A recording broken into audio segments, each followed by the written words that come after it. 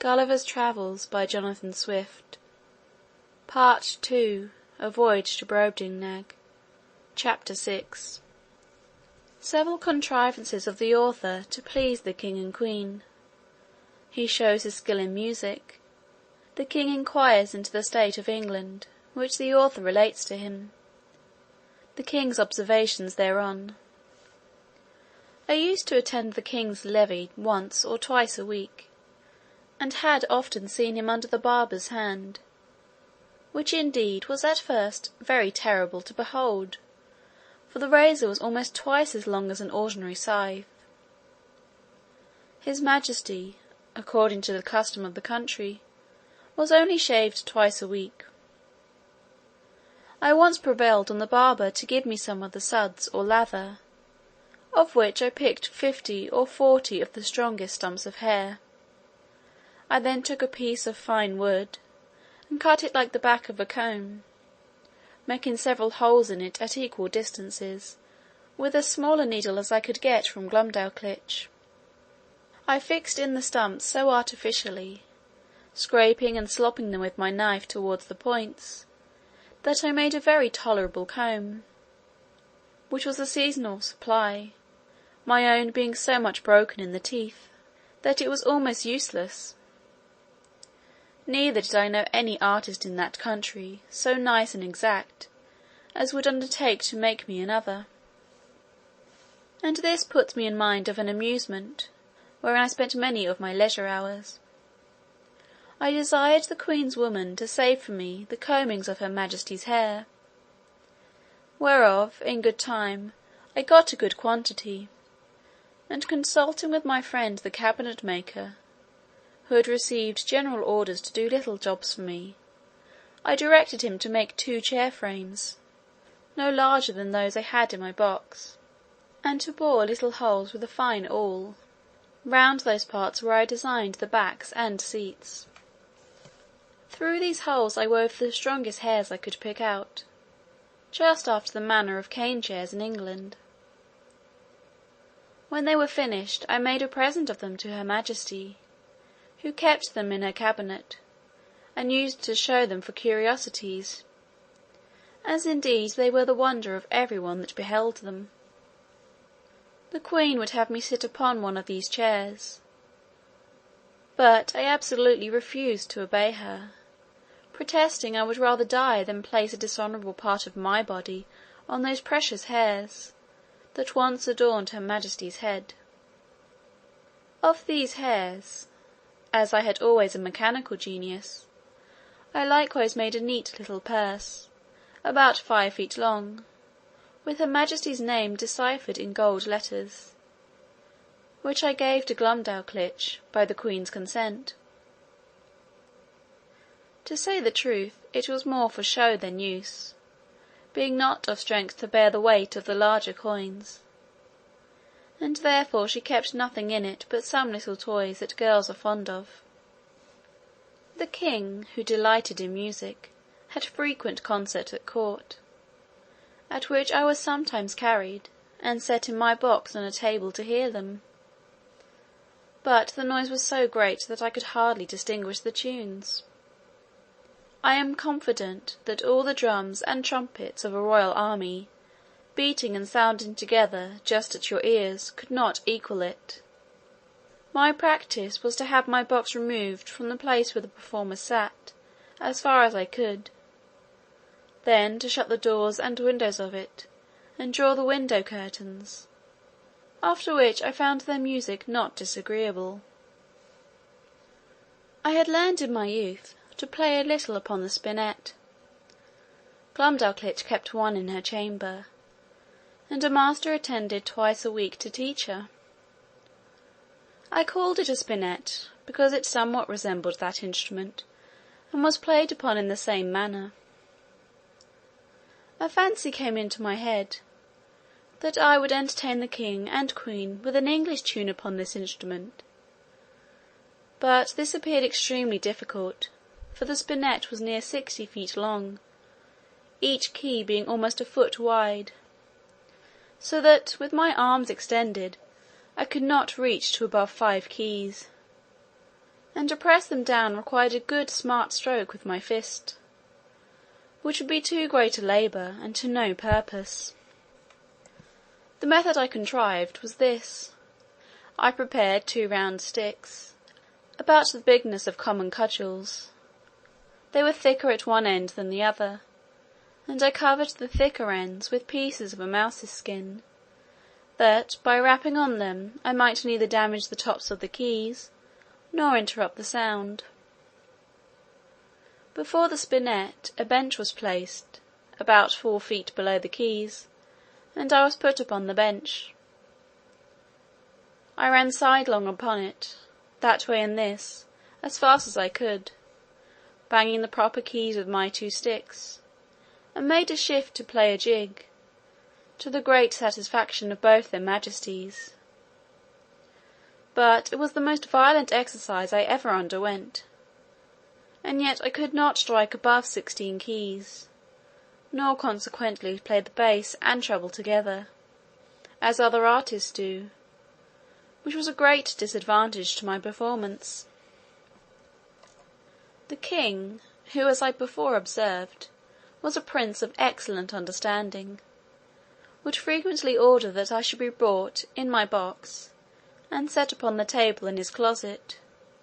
He would then command me to bring one of my chairs out of the box, and sit down within 3 yards distance upon the top of the cabinet, which brought me almost to a level with his face. In this manner I had several conversations with him. I one day took the freedom to tell his majesty, that the contempt he discovered towards Europe and the rest of the world did not seem answerable to those excellent qualities of mind that he was master of; that reason did not extend itself with the bulk of the body. On the contrary, we observed in our country that the tallest persons were usually the least provided with it; that among other animals, bees and ants had the reputation of more industry, art, and sagacity, than many of the larger kinds; and that, as inconsiderable as he took me to be, I hoped I might live to do his majesty some signal service. The king heard me with attention, and began to conceive a much better opinion of me than he ever had before.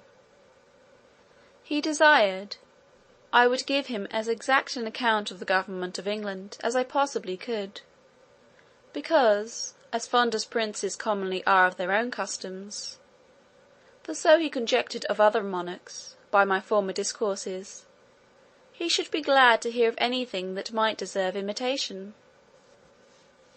Imagine with thyself, courteous reader, how often I then wished for the tongue of Demosthenes or Cicero, that might have enabled me to celebrate the praise of my own dear native country in a style equal to its merits and felicity.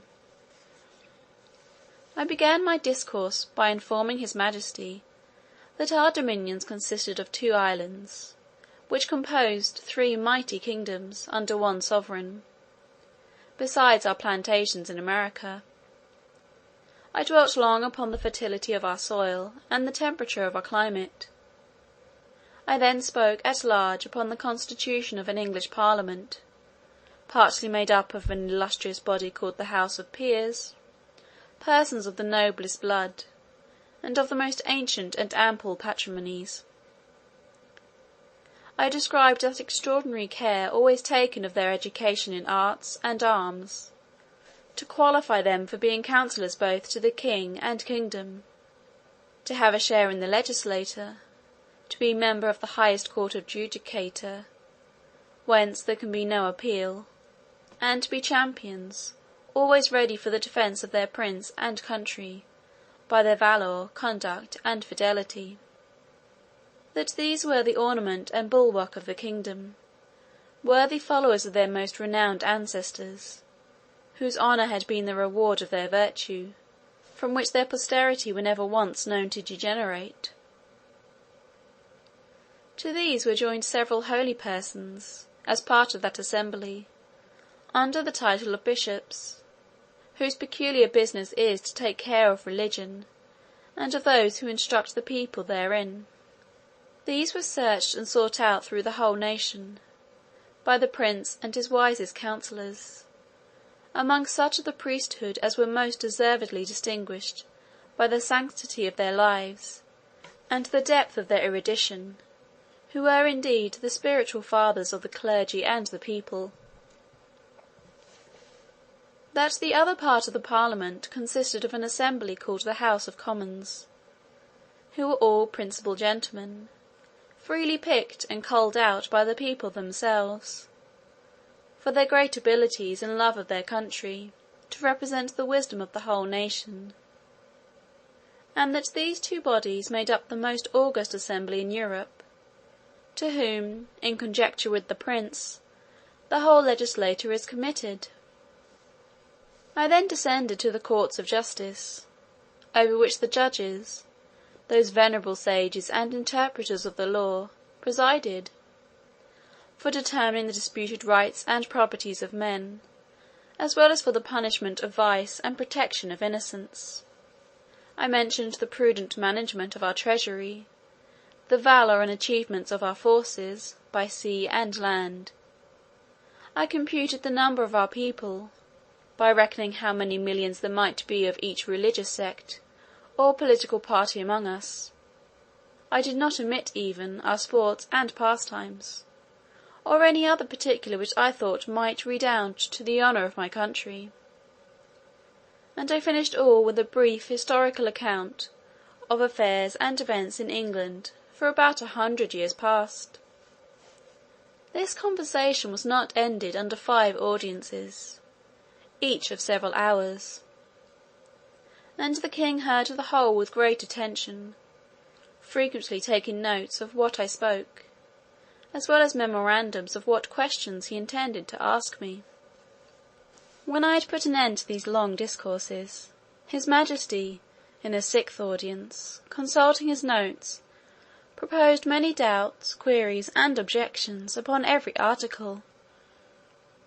He asked, what methods were used to cultivate the minds and bodies of our young nobility, and in what kind of business they commonly spent the first and teachable parts of their lives? What course was taken to supply that assembly, when any noble family became extinct? What qualifications were necessary in those who are to be created new lords? Whether the humour of the prince, a sum of money to a court lady, or a design of strengthening a party opposite to the public interest, ever happened to be the motive in those advancements? What share of knowledge these lords had in the laws of their country, and how they came by it, so as to enable them to decide the properties of their fellow subjects in the last resort? Whether they were always so free from avarice, partialities, or want, that a bribe or some other sinister view could have no place among them? Whether those holy lords I spoke of were always promoted to that rank upon account of their knowledge of religious matters and the sanctity of their lives, had never been compliers with the times, while they were common priests, or slavish prostitute chaplains to some nobleman, whose opinions they continued servilely to follow after they were admitted into the assembly. He then desired to know what arts were practised in electing those whom I called commoners; whether a stranger with a strong purse might not influence the vulgar voters to choose him before their own landlord, or the most considerable gentleman in the neighbourhood; how it came to pass that people were so violently bent upon getting into this assembly, which I allowed to be a great trouble and expense, often to the ruin of their families, without any salary or pension, because this appeared such an exalted strain of virtue and public spirit, that his majesty seemed to doubt it might possibly not be always sincere; and he desired to know whether such zealous gentlemen could have any views of refunding themselves for the charge and trouble they were at by sacrificing the public good to the designs of a weak and vicious prince, in conjunction with a corrupted ministry. He multiplied his questions, and sifted me thoroughly upon every part of this head, proposing numberless inquiries and objections, which I think it is not prudent or convenient to repeat. Upon what I said in relation to our courts of justice, his Majesty desired to be satisfied in several points, and this I was better able to do, having been formerly almost ruined by a long suit in Chancery, which was decreed for me with costs. He asked, what time was usually spent in determining between right and wrong, and what degree of expense? Whether advocators and orators had liberty to plead in cases manifestly known to be unjust, vexatious, or oppressive? Whether party, in religion or politics, were observed to be any weight in the scale of justice? Whether those pleading orators were persons educated in the general knowledge of equity, or only in provincial, national, and other local customs? Whether they, or their judges, had any part in penning those laws, which they assumed the liberty of interpreting, and glossing upon at their pleasure? Whether they had ever, at different times, pleaded for and against the same cause, and cited precedents to prove contrary opinions? Whether they were a rich or a poor corporation? Whether they received any pecuniary reward for pleading or delivering their opinions? And particularly, whether they were ever admitted as members in the lower senate? He fell next upon the management of our Treasury, and said, he thought my memory had failed me, because I computed our taxes at about 5 or 6 million a year, and when I came to mention the issues, he found they sometimes amounted to more than double, for the notes he had taken were very particular in this point, because he hoped, as he told me, that the knowledge of our conduct might be useful to him, and he could not be deceived in his calculations. But if what I told him were true, he was still at a loss how a kingdom could run out of its estate like a private person. He asked me, who were our creditors, and where we found money to pay them? He wondered to hear me talk of such chargeable and expensive wars. That certainly we must be a quarrelsome people, or live among very bad neighbours, and that our generals must needs be richer than our kings. He asked, what business we had out of our own islands, unless upon the score of trade or treaty, or to defend the coasts with our fleet? Above all, he was amazed to hear me talk of a mercenary standing army, in the midst of peace and among a free people. He said, if we were governed by our own consent in the persons of our representatives, he could not imagine of whom we were afraid, or against whom we were to fight, and would hear my opinion, whether a private man's house might not be better defended by himself, his children, and his family, than by 6 rascals, picked up at a venture in the streets for small wages, who might get 100 times more by cutting their throats. He laughed at my odd kind of arithmetic, as he was pleased to call it, in reckoning the numbers of our people, by a computation drawn from the several sects among us, in religion and politics. He said, he knew no reason why those, who entertain opinions prejudicial to the public, should be obliged to change, or should not be obliged to conceal them. And as it was tyranny in any government to require the first, so it was weakness not to enforce the second, for a man may be allowed to keep poisons in his closet, but not to vend them about for cordials. He observed, that among the divisions of our nobility and gentry, I had mentioned gaming. He desired to know at what age this entertainment was usually taken up, and when it was laid down, how much of their time it employed, whether it ever went so high as to affect their fortune, whether mean, vicious people, by their dexterity in that art, might not arrive at greater riches, and sometimes keep our very nobles in dependence, as well as habituate them to vile companions, wholly take them from the improvement of their minds, and force them, by the losses they received, to learn and practise that infamous dexterity upon others. He was perfectly astonished with the historical account given him of our affairs during the last century, protesting it was only a heap of conspiracies, rebellions, murders, massacres, revolutions, banishments, the very worst effects of avarice, fiction, hypocrisy, perfidiousness, cruelty, rage, madness, hatred, envy, lust, malice, and ambition could produce. His Majesty, in another audience, was at pains to recapitulate the sum of all I had spoken, compared the questions he had made with the answers I had given. Then, taking me into his hands, and stroking me gently, delivered himself in these words, which I shall never forget, nor the manner he spoke them in. "My little friend Gilderig, you have made a most admirable panegyric upon your country.